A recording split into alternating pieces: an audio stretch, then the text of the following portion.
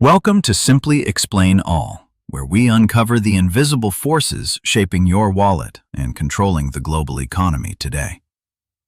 Every time you tap your plastic card to buy coffee, you are feeding a massive, two-headed beast that never sleeps. These two giants control nearly every transaction on Earth, silently taking a cut from everything you buy, sell, or trade. They are not a government, yet they tax our spending. They are not a bank, yet they control how money moves. For decades, we believed we had a choice, but in reality, the financial roads we travel are owned by them. This is the story of the duopoly, a system designed to ensure that no matter who wins, the house always profits. Small businesses fear them, banks rely on them, and consumers like us barely notice the invisible chains holding our money. From New York to London, their network is so vast that living without them has become almost impossible for modern society. But how did two companies achieve such total dominance over the global financial system without owning a single dollar themselves? To understand this power, we must look at the rules of the game and travel back to where it all began. We all know what a monopoly is. It is when a single entity controls the entire market without any competition. But a duopoly is different. It is when two giant entities agree to share the market and crush any outsiders. In this system, they do not need to fight each other to the death. They simply need to maintain their balance. They create an illusion of competition for the public, while working together to keep the barriers to entry impossibly high. Before these giants existed, credit was a messy affair, handled by individual store owners writing names in dusty old books. Cash was king, but it was slow, risky to carry, and limited how much people could spend at any moment. Banks wanted a way to lend money faster and more efficiently, without the paperwork of individual loans for every purchase. The solution came in the form of a small card, a promise to pay later, which revolutionized how the world shops. Two distinct networks emerged. Let us call them the Blue Team and the Orange Team, the ancestors of today's giants. They started as associations of banks cooperating to create a standard language for money to move across the country. Their early mission was simple: convince merchants that accepting these cards would bring in more customers with more money to spend. Consumers loved the convenience. No more bulky checkbooks, no more running to the bank before it closed at 3.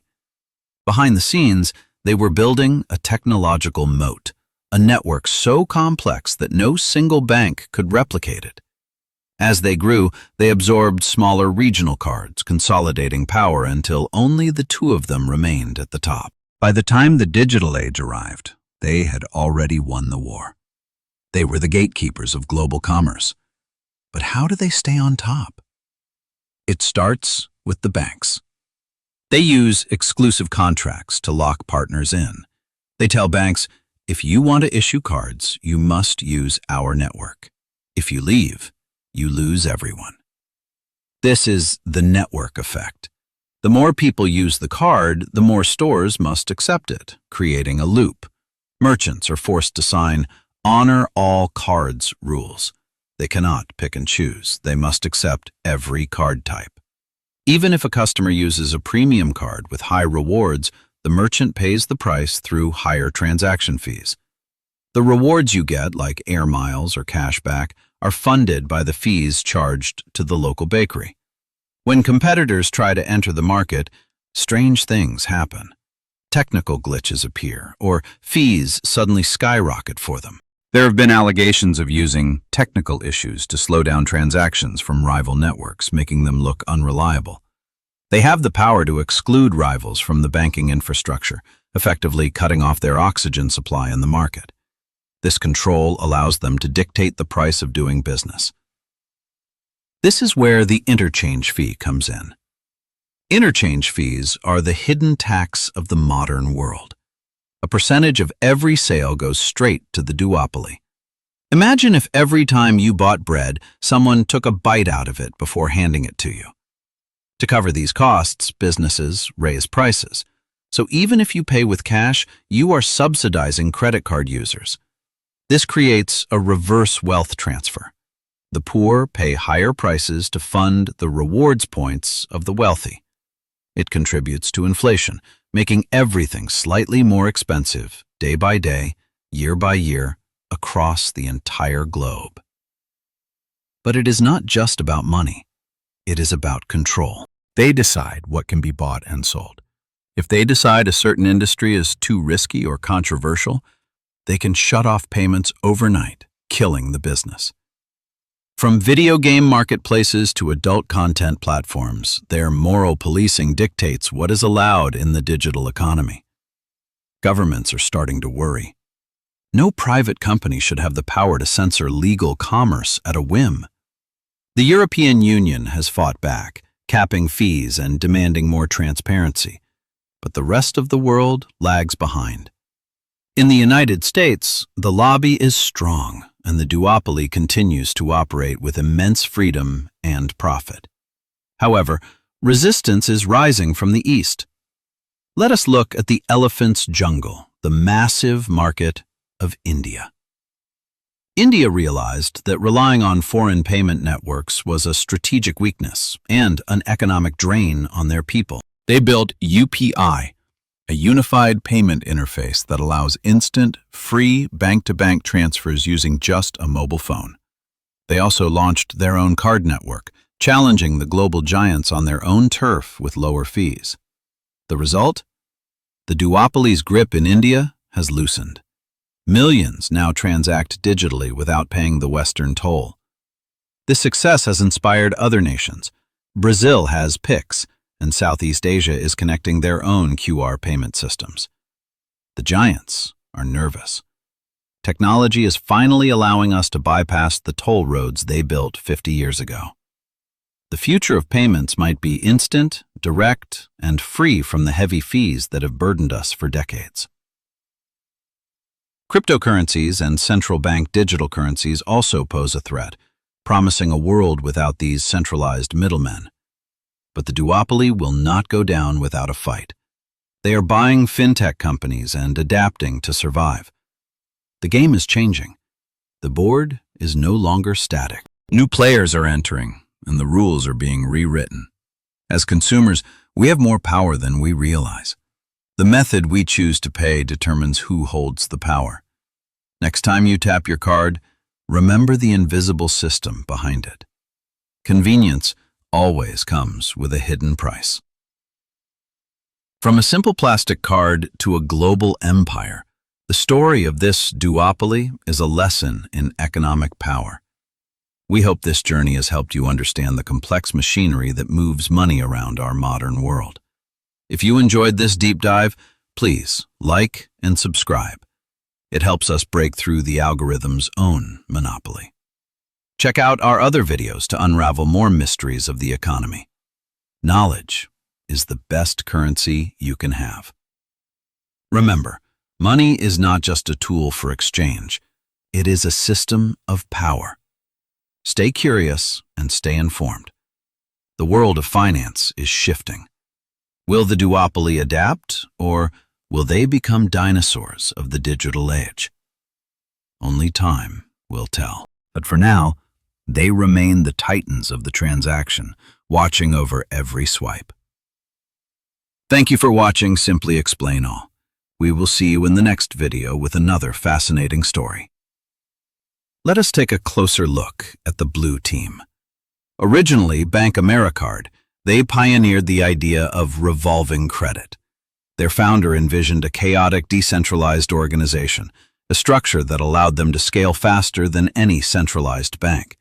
They aggressively expanded internationally, creating a universal acceptance mark that travelers could trust anywhere in the world. The orange team formed as a defense. A coalition of banks banded together to ensure the blue team did not rule alone. For years, they pushed each other to innovate. Magnetic stripes, holograms, and chips were born from this fierce rivalry. Then came the initial public offerings. They transformed from bank associations into public companies, driven by shareholder profit above all else. Their profit margins are legendary, often exceeding 50%, making them some of the most profitable companies in history. Success brought scrutiny. Merchants have filed endless lawsuits claiming the fees are fixed and competition is stifled. They often settle these suits for billions, a cost of doing business, without fundamentally changing their operating model. China proved that a major economy could function without them, creating their own mobile-first giants, Alipay and WeChat. This remains a thorn in their side, a massive market they cannot dominate, showing the world an alternative path. In Africa, mobile money solutions like M-Pesa allowed people to skip cards entirely, leaping straight to digital wallets. Buy now, pay later services are the new kids on the block, offering credit without the traditional card structure. Yet the duopoly is clever. They are building their own installment services to ensure they capture this trend too. We must admit they provide security. Their fraud detection systems are world-class, protecting us from billions in theft. Chargebacks give consumers a safety net. If you get scammed, the network can force the money back to you. So it is a trade-off. We pay a premium price for the safety, speed, and global reach they provide. There is magic in being able to land in a foreign country and buy dinner without speaking the language. They standardized global commerce. Without them, international trade for individuals would be a nightmare of currency exchanges. But they also know everything about you: where you eat, where you travel, and what you value most. This data is incredibly valuable. It paints a detailed picture of the global economy in real time, every second. The physical card may disappear, replaced by biometrics, but the network rails underneath will likely remain the same. Whether it is a chip in your phone or your hand, the blue and orange teams want to process it. As we move to a cashless society, their power becomes absolute. If the network goes down, commerce stops completely. This resilience is critical. We have put all our eggs in two baskets, making the system vulnerable to failure. Experts argue for a multipolar payment world where many systems compete to keep costs low and reliability high. Open banking initiatives are trying to break the locks, allowing fintechs to access bank accounts directly for payments. Even the U.S. government is launching FedNow, a public rail for instant payments to compete with private networks. The battle lines are drawn. It is a war between established private monopolies and emerging public or decentralized alternatives. To recap, we pay for convenience with fees, we trade privacy for speed, and we are finally seeing alternatives. The next time you look at your card, see it not just as plastic, but as a global passport. A passport to a world owned by two companies who have built the most profitable toll road in history. Perhaps one day the game will change. Perhaps the board will have room for more players and fairer rules. Until then, the digital rivers of money will continue to flow into the reservoirs of the blue and orange. Use your cards wisely, pay off your balances, and support local payment methods when you can to encourage competition. Creating these explanations takes time and research. We are dedicated to bringing you the truth behind the headlines. What do you think? Are credit cards a blessing or a curse? Let us know in the comments below. We read every comment and love seeing the debate. Your perspective helps us choose our next big topic. Maybe next time we will explore the history of paper money versus gold, or perhaps the secrets of banking. The economy is a complex beast, but we are here to tame it with simple, clear, and honest explanations. This has been a deep dive into the credit card duopoly. Thank you for spending your valuable time with us. Our research relies on verified data and historical records to ensure you get the most accurate picture possible. Do not forget to hit that subscribe button and ring the bell so you never miss an upload from us. Stay curious, stay skeptical, and keep asking questions. The world is full of answers waiting to be found. From all of us here at Simply Explain All, have a wonderful day and see you in the next one. Simply Explain All, signing off.